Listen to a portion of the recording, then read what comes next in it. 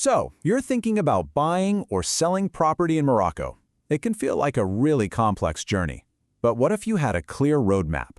Well, in the next few minutes, we're going to give you exactly that. The complete playbook to navigate the market with total confidence, from start to finish.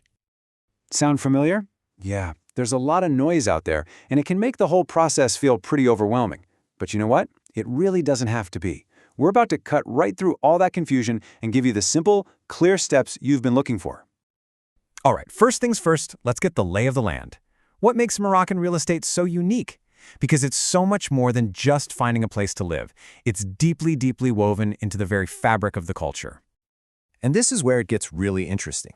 You see, in Morocco, a property isn't just a financial line item on a spreadsheet. No, it's a cornerstone of family stability. It's a legacy you pass down through generations. It represents security. And frankly, it's one of the most trusted ways people build real wealth over time. Okay, so legally, every single property you look at is going to fall into one of these three buckets. You've got your titled property, which is fully registered and pretty straightforward. Then you've got the more traditional untitled property, or milkia, which often has deep family roots, but fair warning, it requires a much more complex legal process. And finally, there's off-plan, or VFA, where you're buying a promise before it's even built. Each one comes with its own rules and risks, so figuring out which one you're dealing with is absolutely your first critical step. So now that we know the what, let's dig into the why. Why do people buy or sell in the first place? Look, every single deal is driven by a powerful human motivation. And if you can figure out the why on the other side of the table, you've just found your secret weapon. And it's usually one of these reasons.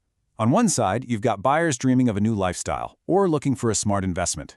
On the other side, sellers might desperately need cash, or they're moving, or maybe they're just cashing out an investment.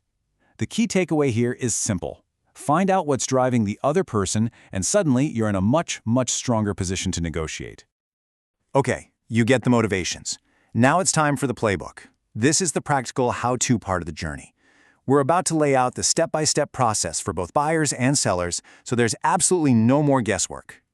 For buyers, this is your path. It's a clear, structured 8-step process. Think of it in 2 halves. The first 4 steps, that's all you.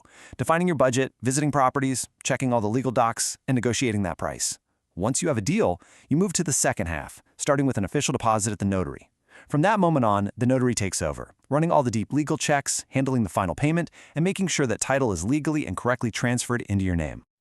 Now, if you're a seller and you want a quick sale, it's all about strategy. It starts with setting a realistic price based on the market, not on emotion.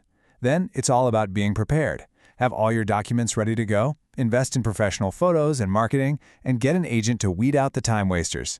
And of course, that final step is always a secure closing at the notary's office. In any deal, you've got a buyer, a seller, maybe an agent, but there is one other person in that room who holds all the legal power, the one person who guarantees the entire transaction is safe, secure, and legitimate. So who do you think that is? I mean, who is the one person whose involvement makes a sale legally binding and truly secure for everyone? It's the notary. In Morocco, their role is absolutely central. It's not negotiable. Trying to do a property transaction without a notary isn't just risky, it's legally void. They are the official gatekeepers of the entire system. And this is exactly why they're so crucial. The notary isn't just a witness, they are the legal authority who actively guarantees the whole process. They verify the seller is the real owner, they check for any debts on the property, they ensure the title is clean, and they confirm all taxes are paid up. In short, they protect everyone, the buyer, the seller, and the state, making sure the deal is 100% by the book. And finally, let's talk about the full cost. You found your property, you've got your notary, but that price you agreed on? That's not the final number you'll be paying. Let's break down the additional costs so you're fully prepared and there are 0 surprises. You need to budget an additional 6 to 8% right on top of the property's purchase price. This isn't just a guess, it's the standard range for all the transaction costs. Factoring this in from the very beginning is absolutely critical to avoid a shock when it's time to close. To put it visually, it looks like this. The vast majority of your payment, of course, is for the property itself. But it's that smaller slice, that 7% or so for transaction fees, that so often catches buyers completely by surprise. So what exactly is in that slice? So where's that money going? Well, the biggest chunk is the government's registration tax, which is 4%.